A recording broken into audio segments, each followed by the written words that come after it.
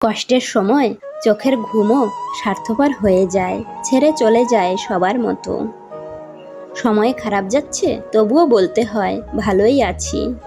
জীবনে কিছু মানুষ থাকে যারা কাছে থাকলেও কাঁদায়, আবার দূরে গেলেও কাঁদায়। শহরটা সেই আগের মতোই ব্যস্ত থাকবে, শুধু বদলে যাবে কিছু মানুষের গল্প। জীবন কারো জন্য থেমে থাকে না, কিন্তু মাঝে মাঝে মনটা থেমে যায় প্রিয় মানুষগুলোর জন্য। জীবন জুড়ে খালি স্মৃতির মিছিল, বাঁধনগুলো আজ বড্ড শিথিল। এই পৃথিবীতে কারো স্বার্থের আড়ালে ভালোবাসা মিশে আছে, আবার কারো ভালোবাসার আড়ালে স্বার্থ মিশে আছে আজব আমাদের অনুভূতি। যদি আপনি নিজেকে চিনতে না পারেন বা নিজেকে বুঝতে না পারেন, তাহলে মনে রাখবেন আপনি প্রকৃতির নিয়মে বেঁচে আছেন ঠিকই, কিন্তু সত্যিকার অর্থে আপনি একজন জীবন্ত লাশ। মানুষ এখন মিথ্যাকেই বিশ্বাস করে, কারণ সত্যিটা এখন প্রমাণ করতে হয়। বাস্তবতা বুঝতে নির্দিষ্ট কোনো বয়সের প্রয়োজন হয় না। তুমি যত খারাপ পরিস্থিতির মধ্য দিয়ে যাবে, ততই বাস্তবতা বোঝার ক্ষমতা তোমার হবে। যেখানে আপনার সবচেয়ে বেশি অবদান থাকবে, সেখানে একদিন আপনার কোনো চিহ্নও থাকবে না। এটাই স্বাভাবিক। নিজের একান্ত গোপন কথা নিজের মধ্যেই রাখতে হয়।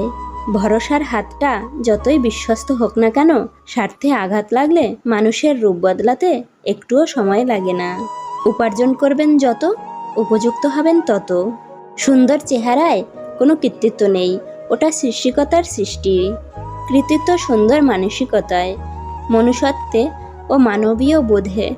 চেহারার সৌন্দর্য কেবল আয়নায় প্রকাশিত হয়, আর অন্তরের সৌন্দর্য আচরণে প্রকাশ পায়। টাকা পয়সা ভিক্ষা করেও পাওয়া যায়, কিন্তু সম্মান নয়। ওটা কর্ম, ব্যবহার এবং চরিত্রের মাধ্যমে কামাতে হয়। মনুষ্যত্বের মৃত্যু তো তখনই হয় যখন 50,000 টাকার বেতন পাওয়া সরকারি কর্মী রোজ দুবেলা 200 টাকায় খেটে খাওয়া মানুষের কাছে ঘুষ চায়। ছেলেরা কখনো কাঁদে না, বিশ্বাস করুন। না, মানে আসল কথা হলো, ছেলেদের কখনো কাঁদতে নেই, কারণ এরা জন্ম নেয় দায়িত্বের বোঝা কাঁধে নিয়ে। এরা জন্ম নেয় সারা জীবন আগলে রাখার দায়িত্ব নিয়ে।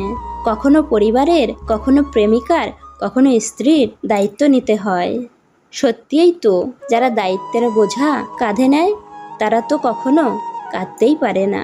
আচ্ছা, দায়িত্বের বোঝার কি ভার হয় না? অনেক ভারী হয়ে গেলেও ওদের কি কষ্ট হয় না? তখনও কি ওরা কাঁদে না? সত্যিই কি ওদের কাঁদতে নেই, নাকি সবার সামনে ওরা কাঁদে না?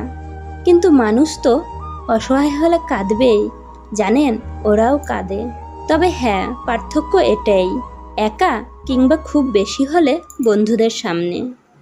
পৃথিবীতে কোনো মানুষই পারফেক্ট নয়, তাই কোনো সম্পর্ক পারফেক্ট হয় না। কিছুটা মানিয়ে নিতে হয়, আর কিছুটা শিখে নিতে হয়, তবেই একটি ভালো সম্পর্ক তৈরি হয়। স্ত্রীর যে 5টি কাজে স্বামীর ভালোবাসা কমে যায়। নাম্বার 1, স্বামীর মুখে মুখে তর্ক করলে। নাম্বার 2, স্বামীর কথার উল্টো বোঝা বা বেশি বুঝলে। নাম্বার 3, স্বামীর পছন্দের মূল্যায়ন না করলে। নাম্বার 4, স্বামীর মতের বিরুদ্ধে কাজ করলে। নাম্বার 5, স্বামীর উপর সন্দেহ পোষণ করলে।